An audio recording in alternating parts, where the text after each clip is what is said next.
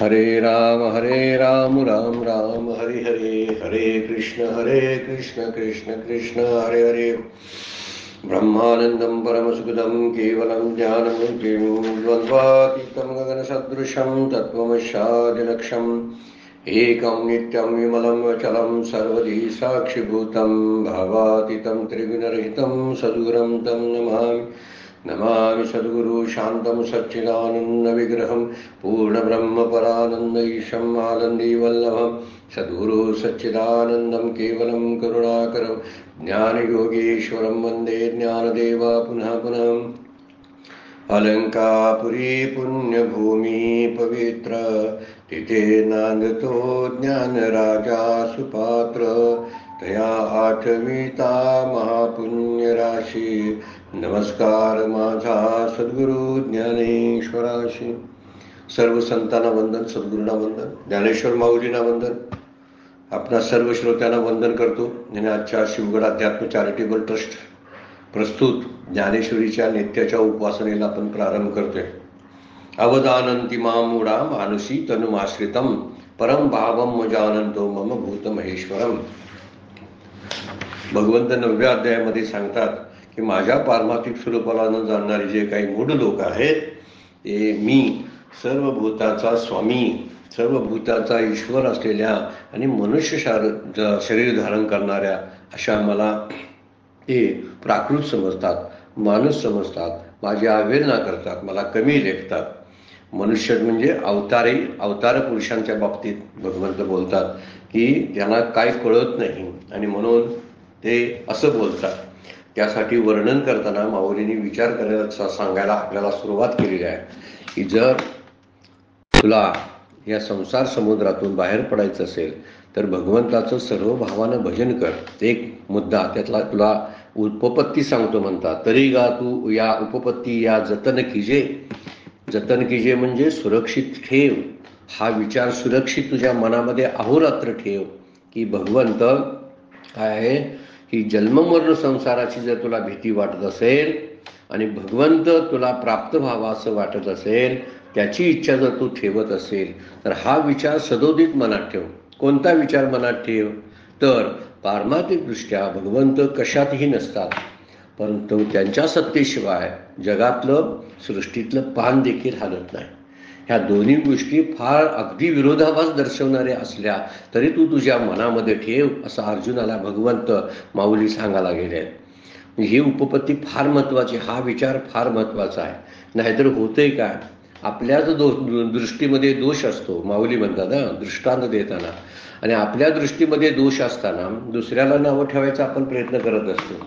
वास्तविक दृष्टी आपली बिघडलेली असते आणि दृष्टी बिघडलेली असताना की जसं कावीळ झालेला मनुष्य चांदणं शुभ्र असताना सुद्धा त्याला पांढरं शुभ्र चांदण्याला पिवळं धमक म्हणतो। काय पिवळं धमक चांदणं पडलेलं आहे, याचा अर्थ कशामुळे झाला सांगा, तर त्याच्या अंगामध्ये त्याच्या शरीरामध्ये कावीळ नावाच्या रोगाचा प्रादुर्भाव आहे।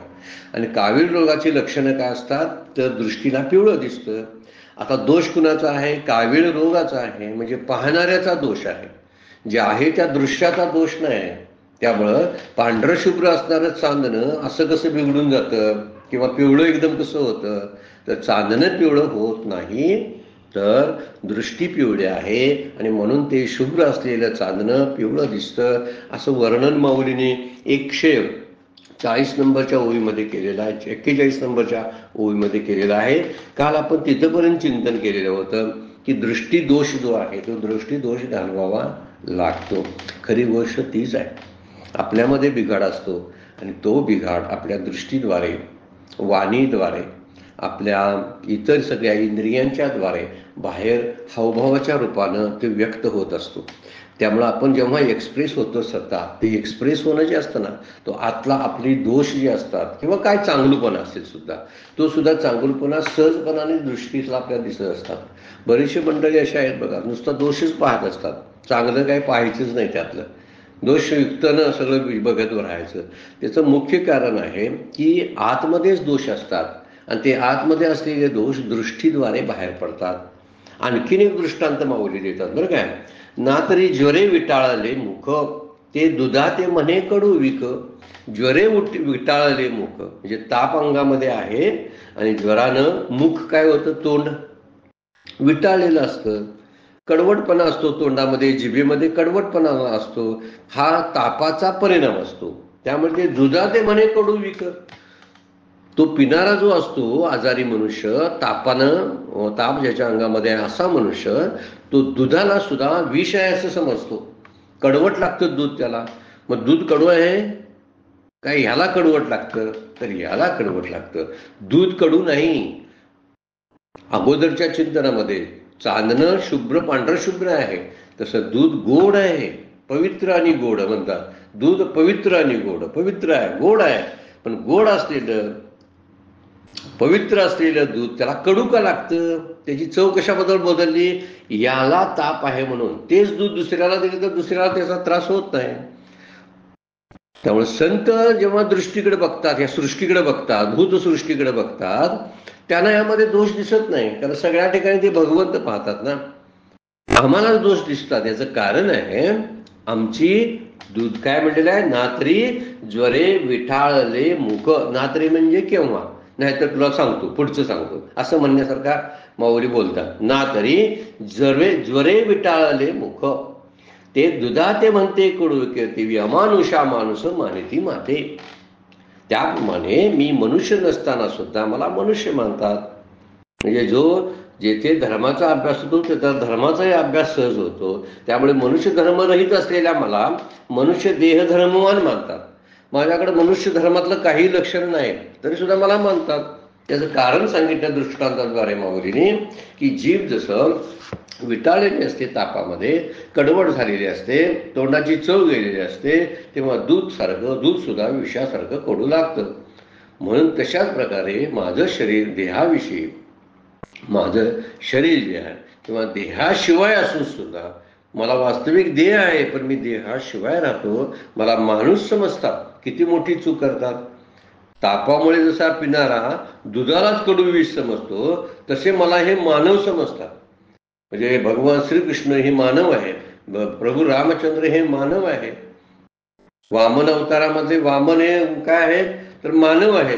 हे सगळं जे मानले जातात हे मानव म्हणून का दिसतं त्यांना, तर यांचीच दृष्टी देहभावामध्ये अडकलेली आहे. यांचं ध्येय तादात्म्य असल्यामुळं दुसरा सुद्धा देहामध्येच आहे असं वाटायला लागतं. म्हणजे परमात्मा देहधारी आहे असं वाटायला लागतं. म्हणून परमात्मा मुळात कसा आहे, तर देहधारी असेल तर जन्मावा लागतं ना. पण परमात्मा अजय म्हणलेला आहे. अजय म्हणजे जन्माला न येणारा. आणि त्याच्या ठिकाणी देहादी आकार तरी संभवतील काय, तो एखादा कुठला आकार घेऊन येईल काय. पण अविवेकी जे असतात, मूढ जे असतात, ते अविवेकी पुरुष देहधारी त्याला समजतो. म्हणजे भगवंतालाच देहधारी समजतो, वास्तविक देहधारी नसताना. म्हणून पुढत पुढती धनंजया धने विसंबशी या अभिप्राया. पुन्हा पुन्हा तुला सांगणं आहे की हा जो मुद्दा आहे सारांश रूपाने तुला सांगितलेला विसरू नकोस. झनी विसंबशी या अभिप्राया, चुकून झनी विसंबशी या अभिप्राया, चुकून माझ्या या अभिप्रायाला कदाचित तू विसरशील. जे या स्थूल दृष्टी वाया जायची गा. कारण या स्थूल दृष्टीकडे, माझ्या स्थूल दृष्टीनं जर तू माझ्याकडे पाहायला लागलास तर परिणाम तुला वायाच जाईल. ते सगळं वायाच जाणार आहे. कारण देहधारी नसलेल्या भगवंताला देहधारी समजून जर आपण व्यवहार करायला लागलो तर तो व्यवहार चुकीचा होईल का नाही सांगा बघू.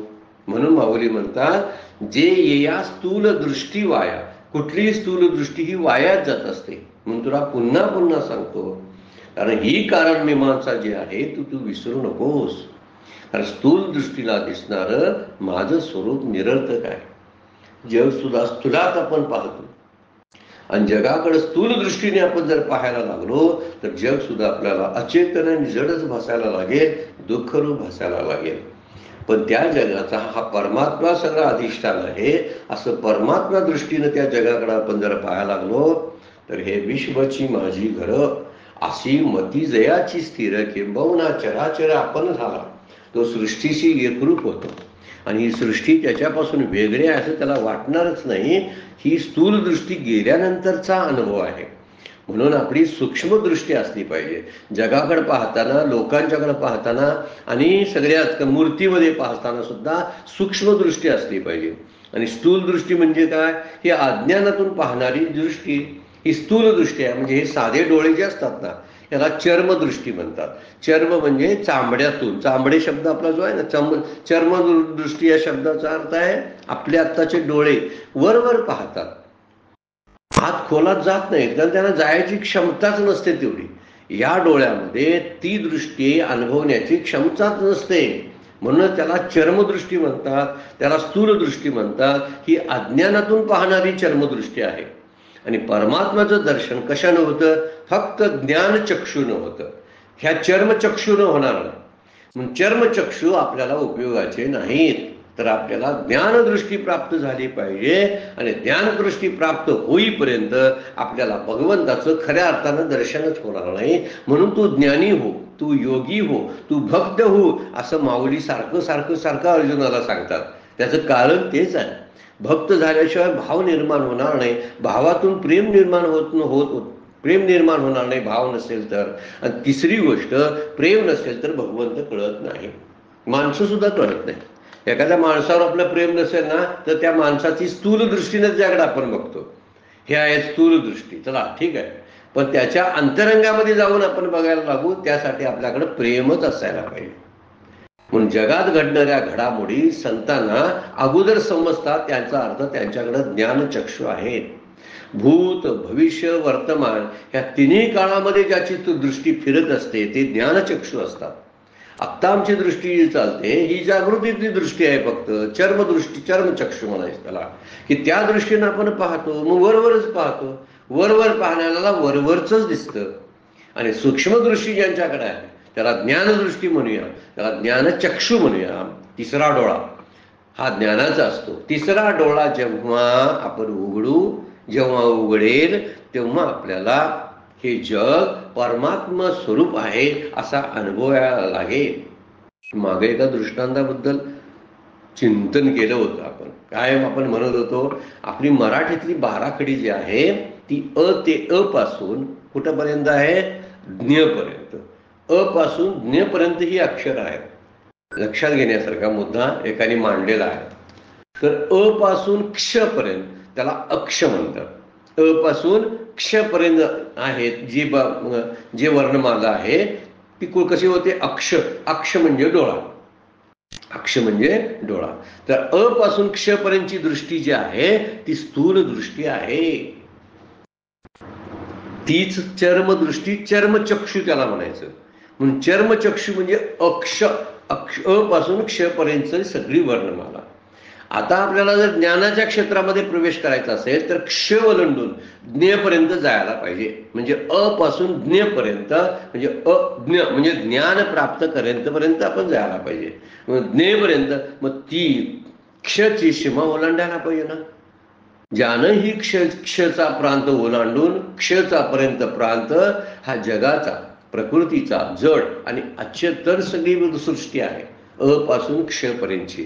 आणि माझा अक्ष जोळा जो आहे तो अ पासून क्षपर्यंतचीच सगळी सृष्टी अनुभवतो, सगळी सृष्टी पाहतो. ती अ पासून क्षपर्यंतची, त्याच्या पलीकडे जातच नाही. सद्गुरु कृपा, संत कृपा किंवा भगवंताच्या कृपेनं ही गोष्ट साध्य होते की तो माणूस या क्षच्या पलीकडे जातो आणि ज्ञ पाहायला लागतो. ज्ञ म्हणजे ज्ञानाची प्राप्ती होते. म्हणून कबीर महाराज सुद्धा म्हणतात, फार सुंदर दोहा आहे त्यांचा, हद हद पर सब गये बेहद गया नको. सगळे जर हद्दीपर्यंत गेले, हद्द ओलांडून कुणीच गेला नाही. हद्द कुठली? क्षच्या पलीकडे गेला नाही. हद हद पर सब गये बेहद गया न कोय, बेहद के मैदान पर रमे कबीरा सोय. कबीर महाराज म्हणतात संत कुठं रमतात? या मैदानाच्या पलीकडे. बेहद के मैदान पर म्हणजे सीमा ओलांडून जो प्रांत लागतो तो ज्ञानाचा आणि परमात्म्याचा आहे. तिथं सुख, शांती, तृप्ती, समाधान याची लयलूट आहे. बाजार भरलेला आहे तिथं. त्या बाजारामध्ये आपण जगाच्या बाजारामध्ये आपण फिरत राहतो. आपल्याला आवडणाऱ्या वस्तूकडे लक्ष जातं. कदाचित ती प्रारब्धानं भेटेल नाही भेटेल त्याचं चिंतन करत राहतो. आणि त्यामुळं आपल्याला जे हवं आहे, जी शांती आहे, ती शांती पाहिजे आहे ती मिळत नाही. आणि सगळ्यांची इच्छा तीच आहे, आपल्याला शांती पाहिजे, मला सुख पाहिजे. आणि ते सुख कसं पाहिजे, न जाणारं पाहिजे ना. आणि दुःख कसं यायला पाहिजे काय, तर दुःख नको आहे. दुःख किती काळ नको आहे, कायमचं नको आहे. सुख कायमचं हवं आहे, म्हणजे आत्यंतिक दुःखाची निवृत्ती पाहिजे. आणि दुसरी परमानंदाची प्राप्ती, याच्या पलीकडे परमार्थच नाही आहे. परमार्थ दोनच पॉईंटवर लक्ष ठेवतो. एक म्हणजे परमानंद प्राप्त झाला पाहिजे आणि माझ्या सकळ दुःखांची निवृत्ती झाली पाहिजे. व्हायला पाहिजे ना. तर जिथं दुःख नाही त्या ठिकाणी आपण प्रवेश केला पाहिजे. म्हणजे संत जिथं राहतात तिथं भगवंत आहे. जिथं सायुज्यता मुक्ती नांदत असते त्या ठिकाणी संत असतात. आपणही तिथंच जायला पाहिजे आणि तीच इच्छा केली पाहिजे. अगोदर सांगितले ना, अशी साचे चाळ आती जरी मिया. तुला जर खरंच इच्छा तळमळ असेल भगवंत प्राप्तीची, तर हा पासून क्षपर्यंत असणारा जगाचा परिसर तू सोडून देशील. त्या पसाराला त्याचा त्याग करशील आणि क्षच्या पलीकडे जाऊन ज्ञानाचा अधिकारी तू बनशील. कारण तिथंच ज्ञान आहे. व ज्ञान हवं असेल तर क्षपच्या पलीकडे झालं पाहिजे. बहुतेक आम्ही सगळे लोक जन्मोजन्मी तेच काम करतो. ते क्षपर्यंतचा प्रवास आमचा चालू असतो. अक्ष आणि अक्षमध्ये चर्मचक्षु काम करत असतात. अक्षच्या प्रांतामध्ये चर्मचक्षु काम करतात. क्षच्या पलीकडे ज्ञानचक्षु काम करत असतात. आपले सामान्य डोळे हे क्षपर्यंतच जातात, क्षच्या पलीकडे दृष्टी सापडत नाही. म्हणून इथं म्हटलेलं आहे की ज्वरानं विठळलेलं मुख आहे ते दुधाते म्हणे कडविक, याची अमानुषा मानुष मानती म्हणून पुढती धनंजया, झने विसंबशी या अभिप्राया, जे या स्थूल दृष्टी वाया जाई जेल गा. तुझी स्थूल दृष्टी काही उपयोगाची नाही. स्थूल दृष्टी काढून टाक आणि अंतर्मुख हो. जेव्हा तुला अंतर्दृष्टी प्राप्त होईल त्यावेळी तुला जगातल्या ब्रह्मांडातल्या घडामोडीचा सुद्धा अंदाज यायला लागेल. म्हणून परमात्माचं दर्शन जे आहे ते खरं ज्ञानचक्षुनं होत असतं, या चर्मचक्षुनं होत नाही. म्हणून स्थूल दृष्टी पाहून यथार्थ ज्ञान होणार नाही. आपण देहधारी असतो म्हणून त्याप्रमाणे भगवंताला अनुभवता आपण त्यालाही देहधारी समजतो. तसा अनुभव त्याचा मिळेल का? एखादा देहधारी दुसऱ्या देहधारीला पाहण्यासारखा आहे. काय कळेल परमात्मा त्यामुळं? आणि देह नसलेला परमात्मा कसा कळेल? म्हणून स्थूल दृष्टीने याचं आकलन होणार नाही, तर त्याच्या पलीकडे जायला पाहिजे. सगळं मोठं आपण जे बघत असतो ना, ते मोठं बघणं त्याला एक प्रकारची दृष्टी प्राप्त होते. ज्ञानेश्वरीच्या अभ्यासानं, तुकाराम गाथेच्या अभ्यासानं, नाथ भागवतांच्या अभ्यासामुळं किंवा अमृतानुभव, दासबोध, आत्माराम या ग्रंथांच्या सखोल अभ्यासामुळं, पंचदशी सखोल अभ्यासामुळं एक प्रकारची दृष्टी प्राप्त होत असते. आणि बघताना तो माणूस सगळ्यांच्याकडे तसाच बघायला चालू करतो. त्याला भगवत स्वरूप सगळे वाटायला लागतात. भले त्याच्याकडून त्यांची सेवा होईल नाही तर नाही होईल, पण ती भगवत स्वरूप वाटायला लागतात. ही स्थूल दृष्टी आपली केव्हा जाईल त्यासाठी अभ्यासच, चिंतनच आवश्यक आहे. स्थूल दृष्टीमध्ये आपण जोपर्यंत पाहतो तोपर्यंत माणसं कळत नाही, जग कळत नाही. जग कळलं असं वाटत असते मला. जग तेवढं कळतं आम्हाला, तर काय देव काय कळत नाही. पण आपल्याला देव पण कळलेला नसतो. जग कळत नाही म्हणतोय ना, त्याचाच अर्थ देव कळत नाही. सोपा सरळ अर्थ आहे. जग कळत नाही या शब्दाचा अर्थ, किंवा कळलं म्हणत असेल तर ते न कळण्यामुळं कळलं असं वाटत असेल. जग कळलं हे स्थूल दृष्टीनं कळलेलं असतं. एवढे प्रांत जगाचे आहेत, एवढी सृष्टी, ब्रह्मांड एवढं आहे, इतके लोक आहेत, भूलोक असे सगळे काय जे काही 14 लोक काय आहेत, 7 लोक काय असतील ते जितके म्हणून आहेत तेवढ्याची माहिती झाली. ही माहिती काय कामाची सांगा, ही सगळी स्थूल दृष्टी आहे. तर त्याच्या पलीकडे जाऊन मला प्रपंच तरी कळला काय जग तरी कळलं काय? नाही कळलं. जग हे नाशिवंत आहे, मिथ्या आहे असं कळलं का? त्याला कळणं म्हणायचं. तर नाही मला कळलं, जग मिथ्या आहे असं कळलं नाही, तर जग सत्य आहे असं कळलं. म्हणजे चुकीचंच कळलं. स्थूल दृष्टीनं पाहिलं आपण जगाकडे, म्हणून जग हे कळलं नाही. आणि जग कळलं नसल्यामुळं जगाच्या पलीकडे जायचा संबंधच येत नाही. जगाच्या पलीकडे जायला, जग सकळून झाल्यानंतर पुढे जायला पाहिजे. कारण जगाला अवेअर करून तरी पुढे जायला पाहिजे. दोन्हीपैकी काहीतरी व्हायला पाहिजे. ह्या मायेला ओलांडून जायचं, नाहीतर माया तरी ओळखायची कशी आहे. एकदा मायेला ओळखलं तर परमात्मा ओळखता येतो.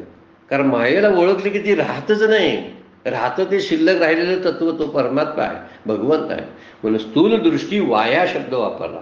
जाई जेल का, ही स्थूल दृष्टी तुझी वाया जाईल, त्याचा विचार कर.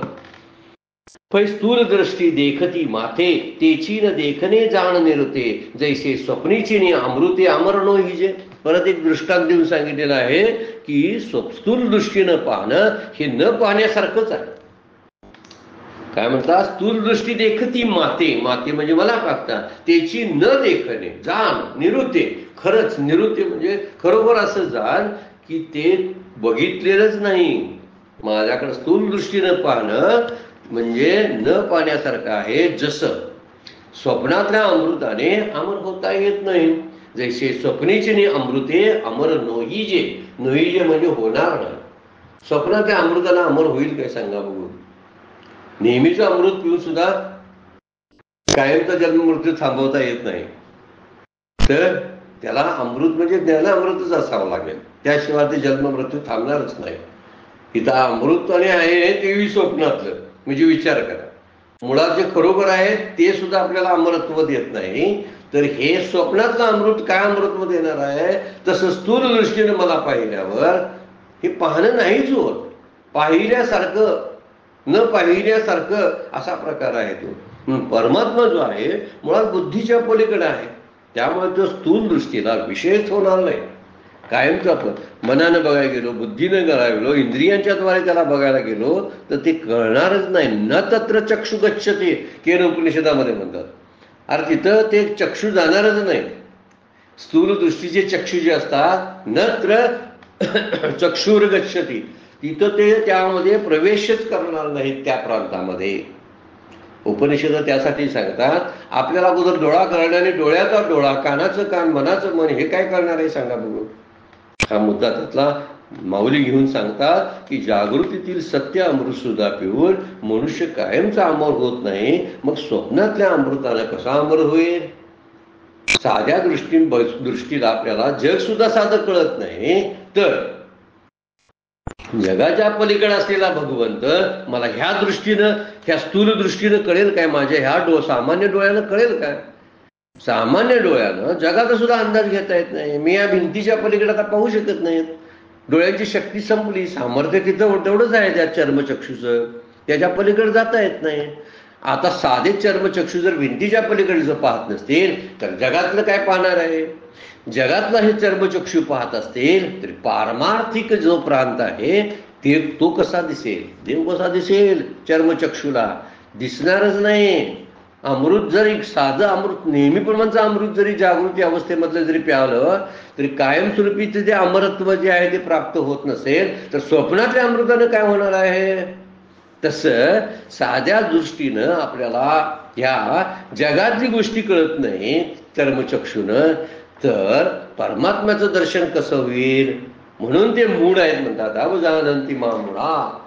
म्हणून ह्या ठिकाणी वर्णन करताना म्हणतात की स्वप्नातलं अमृत कसं अमर करेल.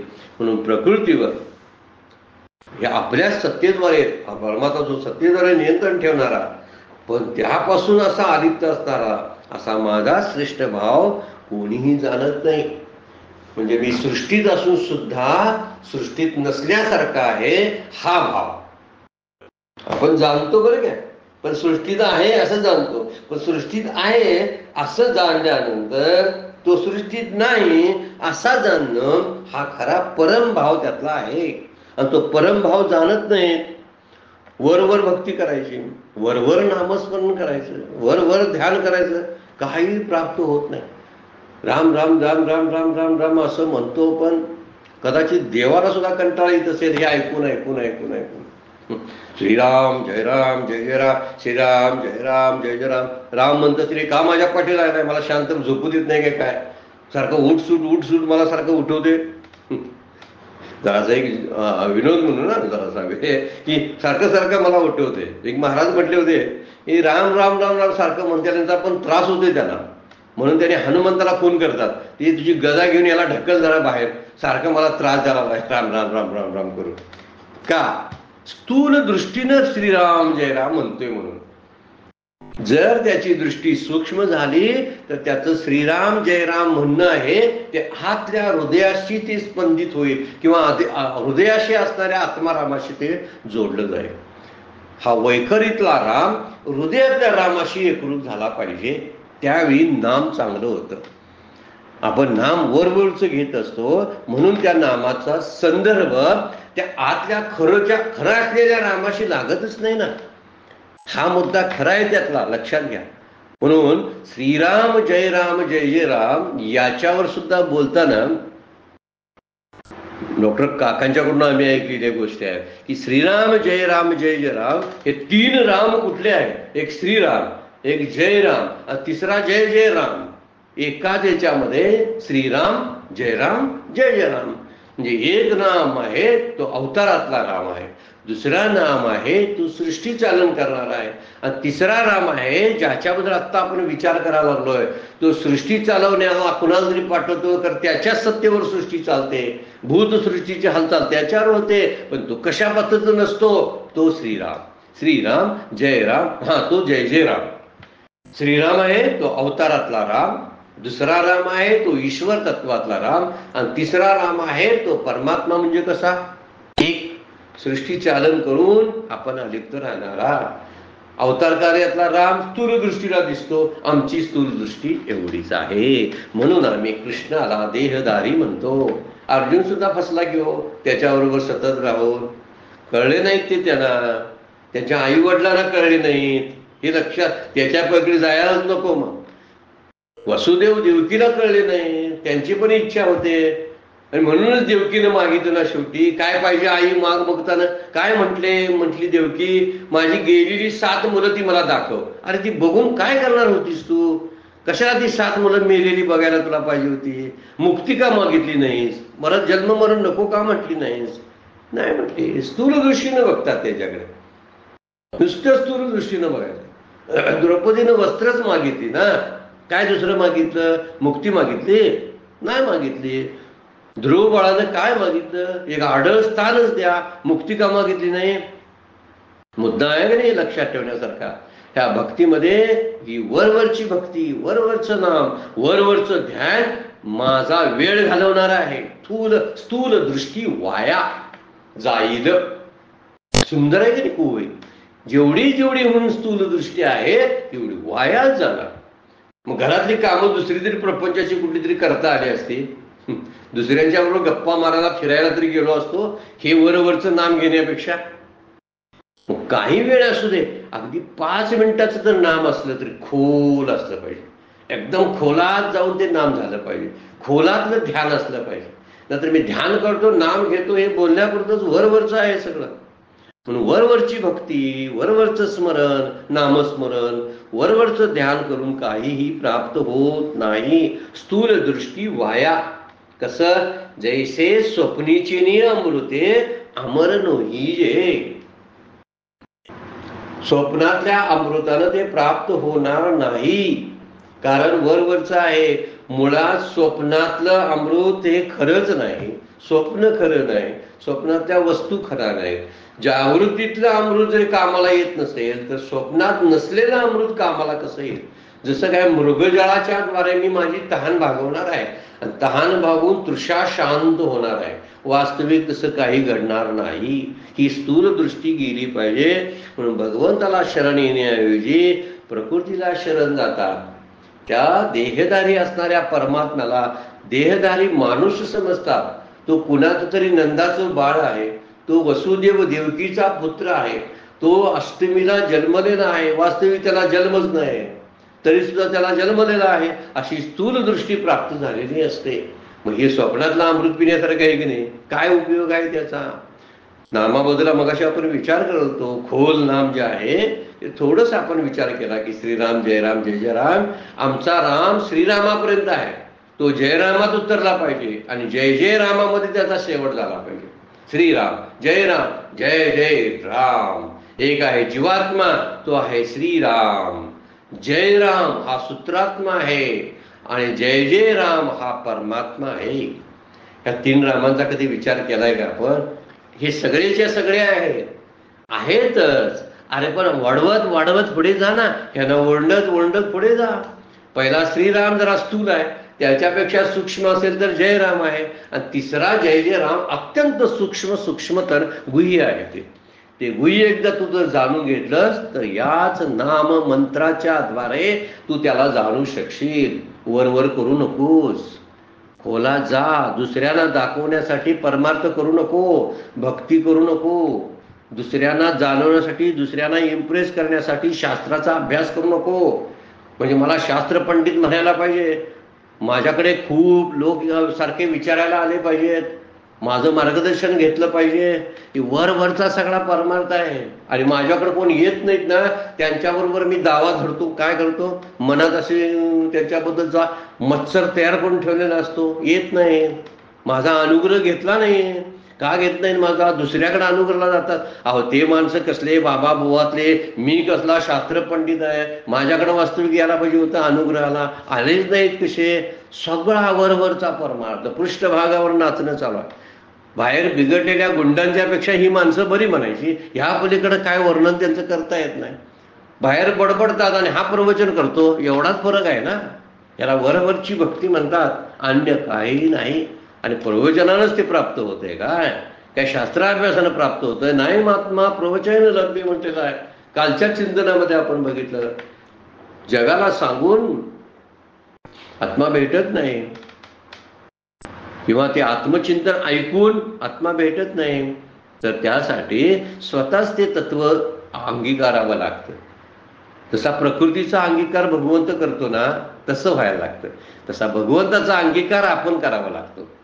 तो माझ्या घरातला आहे, माझ्या फॅमिलीतला मेंबर आहे, असा भाव दृढ झाला पाहिजे. त्यावेळी शरणागती येते. तो कुठला बाजूला कुठं राहील सांगा बघू? तू तिथेच असतो.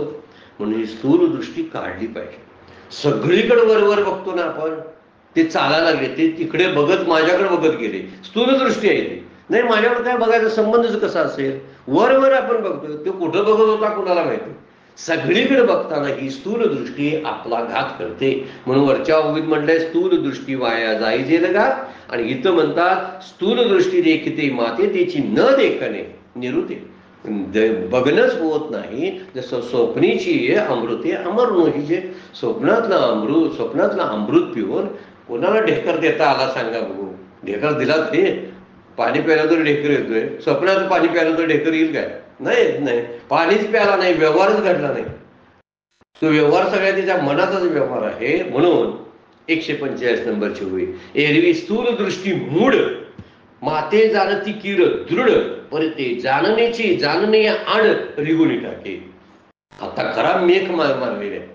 हे जे जाणणं ज्याला आपण म्हणतो, हे जाणणंच खरं माझ्या खऱ्या जाणण्याच्या आड येतं. काय म्हणतात? एरवी स्थूल दृष्टी मूढ. एरवी मूर्ख लोक मला स्थूल दृष्टीने जाणतात, आणि ते जाणणं माते जाणती कीर दृढ, मला जाणण्याचा खूप प्रयत्न करतात, निश्चयात्मक असतं. हे खरं आहे, परी ते जाणण्याची जाणणे आड रिगोनी टाके. परंतु त्यांचं तसलं जाणणे जे आहे ते भ्रमरूप असल्यामुळे माझ्या यथार्थ जाणण्याच्या पुढे आडवे येऊन उभे राहते. आणि त्या ब्रह्मज्ञानामुळे माझे प्रमाज्ञान होत नाही. खंदारकर महाराज काय म्हणतात? प्रमाज्ञान होत नाही. म्हणजे प्रमा त्याला धरून जर ज्ञान प्राप्त करायला गेलो तर ते खरं ज्ञान नाही. जोपर्यंत आतला द्रष्टा, जोपर्यंत द्रष्टा जिवंत आहे, आतमध्ये आहे, तोपर्यंत दर्शन जे आहे ते दर्शन त्या स्थूल दृष्टीचं दर्शन होतच नाही. कारण तो आपल्या पद्धतीनं पाहत असतो. द्रष्टा विराम पावला पाहिजे, तेव्हाच खऱ्या अर्थानं आपल्याला दर्शन होत असतं. पण या दर्शनाचा, खऱ्या दर्शनाचा विचार कुठं केलेला आहे आपण? म्हणून एरवी स्थूल दृष्टीची मूढ असते. अज्ञानाची स्थूल दृष्टी माते जाणती कीर दृढ, म्हणजे स्थूल दृष्टीने जाणतात मला, आणि ते जाणणे दृढ म्हणजे निश्चयात्मक असतं. खरं आहे, चांगलं आहे त्यांचं जाणणं. हे स्थूल दृष्टीने जे मूर्ख लोक पाहतात, हे देहधरे असं जाणतात. निश्चय कशी जाणतात? देहधरे. ते असायला पाहिजे माझ्याजवळ मूर्ती. परमपूज्य डॉक्टर काकांच्याकडं एक आपल्या भगिनी आल्या होत्या, महिला भगिनी बाहेरच्या कुठल्या तरी होत्या आणि एकदा आल्या होत्या. त्यांच्या हातामध्ये एक बाळकृष्ण होता, अतिशय सुंदर. हातामध्ये सगळं ते वरती मस्तकावरची मोरपिस, तो पितांबर आणि त्या हातामधली बासरी, या सगळ्या गोष्टी बघून असं मन हेलावून जायचं. त्या बाई आल्या होत्या तर अगदी जेवताना सुद्धा त्यांनी बाळकृष्ण बाजूला ठेवत नव्हत्या. त्या ते म्हणतात माझा बाळकृष्ण जेवतो, माझा बाळकृष्ण खातो, बरोबर, सगळं बरोबर आहे. हा जो भावाचा प्रांत आहे ना तो बरोबर आहे. पण एक दिवस या उपाधीच्या पाठीमागे असलेला कृष्ण आणि त्याची बासरी कधीतरी पाहिली पाहिजे ना आपण. कधीतरी त्या बासरीचा नाद आपण ऐकला पाहिजे ना. हा नाद ऐकतोयच आपण खरा, पण तो जो अनाथ नाद आहे तो खरा बासरीचा नाद आहे. तो बासरीचा खरा नाद आहे, तो कधी ऐकलाय आपण? की स्थूल दृष्टीनं ही माझी मूर्ती, ह्या मूर्तीला काय होता कामा नये. समजा जर त्याला तडा जर गेला तर मला पण तडा जाऊ शकतो. माझी भक्ती तर तडा जाऊ शकते, भक्तीला तडा जातो. असं कसं झालं माझ्या मूर्तीला? म्हणजे माझं काय चुकलं काय? काय हे एका टप्प्यावरती भाव आणि हे बरोबर आहे. पण भक्तीचा खरा प्रांत जो आहे त्याला मूर्तीसहित अनुभवणं, त्याला देहाशिवायच अनुभवणं, त्याला कुठल्या उपाधीशिवाय आणि आकाराशिवाय अनुभवणं, हे खरं अनुभवणं असतं. पण हे खरं अनुभवणं, ह्या खोट्या अनुभवण्याच्या नादामध्ये खरा अनुभव निघून जातो. नुसत्या मूर्ती मूर्ती मूर्ती याच्याही संबंधित आपण राहिलो तर मूर्ती कळते, पण जे कळायचं आहे मूर्तीपासून पुढे जाऊन ते कळायचंच राहतं. सगुण कुठंपर्यंत चालतं? आपल्याला निर्गुणाकडे टार्गेट ठेवलं तर खरं टार्गेट आपलं निर्गुण आहे. मग निर्गुण टार्गेट असेल तर सगुणाचा प्रांत कधीतरी ओळखायला पाहिजे किंवा सगुणामध्येच निर्गुणाचा अनुभव घेतला पाहिजे. काय दोन्ही भाग आहेत की नाही? सगुणामध्येच निर्गुणाचा अनुभव घेतला पाहिजे.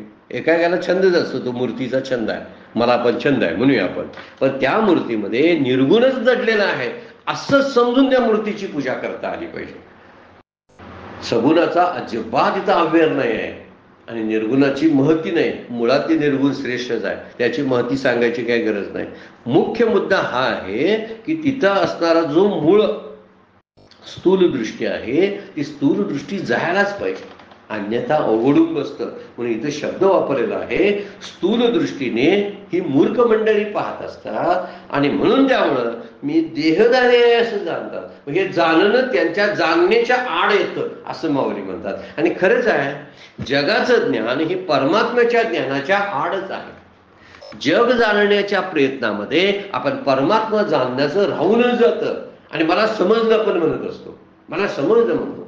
मला एखादा ग्रंथांचं काहीतरी कळलं, ग्रंथांचा अर्थ समजायला लागला ओव्या किंवा श्लोकांचा, तर मला कळलं म्हणतोय. अरे कळलं म्हणजे ते शब्दाच्या पलीकडचं आहे. तुला फक्त शब्द कळले, पण ते शब्दाच्या पलीकडे असलेलं तत्व कुठं आहे ते कधी बघायला गेलास काय? नाही. त्यामुळं जे कळतंय कळलं असं वाटल्यामुळंच जे कळायचं आहे ते राहून जातं. विषय सुखाचा भोगामध्ये आत्मसुखाचा लाभ जो आहे त्याला अंतर पडतं.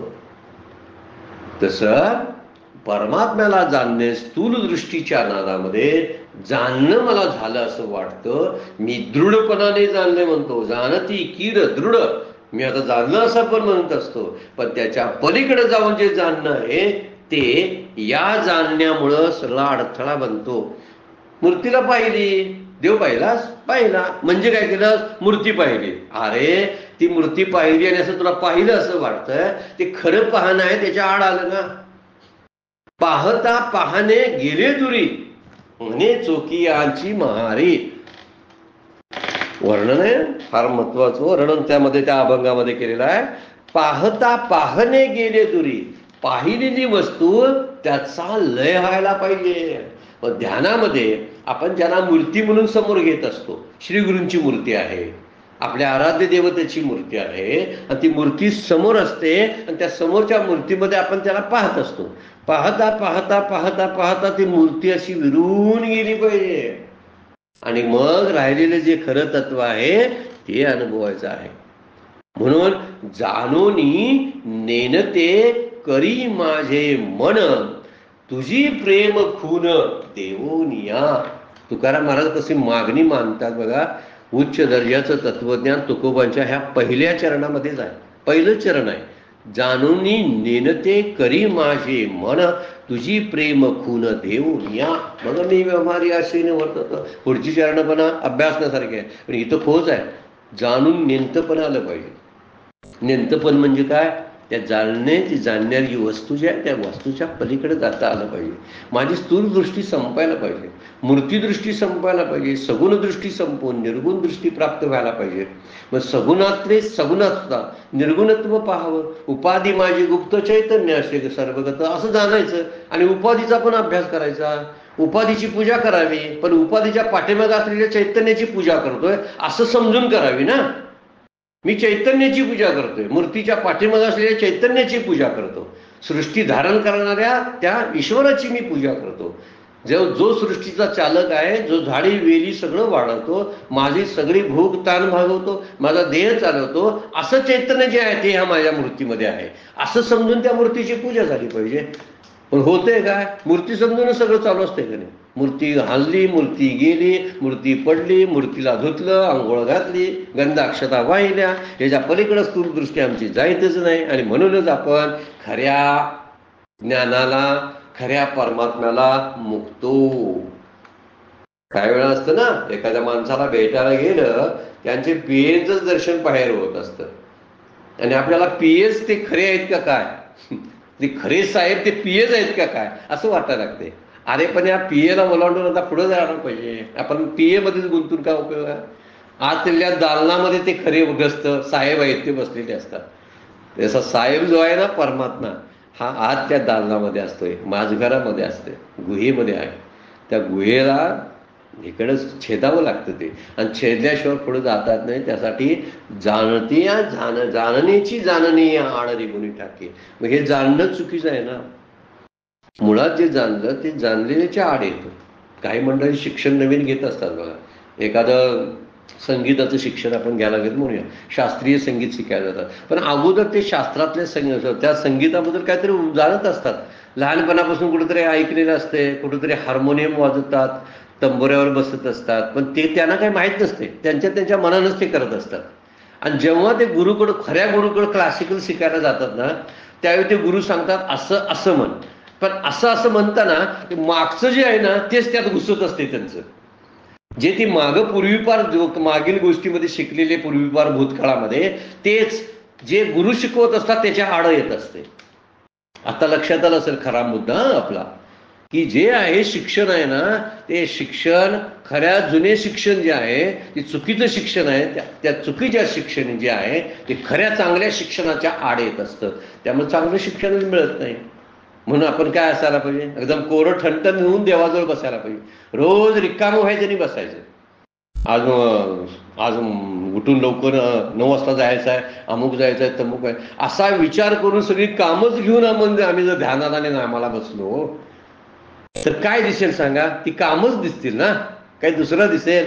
म्हणजे जे चिंतन केलं तेच, ज्याचं चिंतन करायचं आहे त्याच्या बरोबर आडवं येतं. ह्या 2 गोष्टी समजावून घेऊया आपण आणि विस्तारायचा जरा करूया आपण पुढच्या चिंतनामध्ये.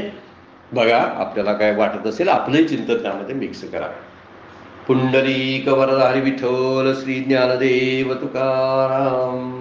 विठ्ठल विठ्ठल जय हरी विठ्ठल, विठ्ठल विठ्ठल जय हरी विठ्ठल.